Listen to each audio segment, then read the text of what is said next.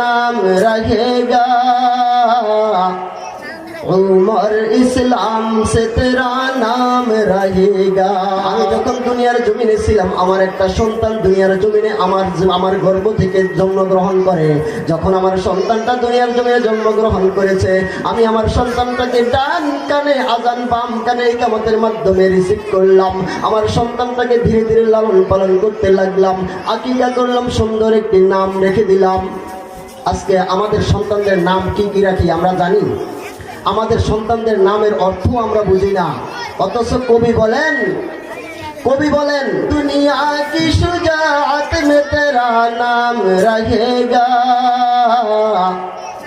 উমর ইসলাম সে তেরা নাম রহেগা। কবি বলেন তোমাদের নামগুলো, তোমাদের সন্তানের নামগুলো আবু বকর সিদ্দিক রাখতে পারো, ওমর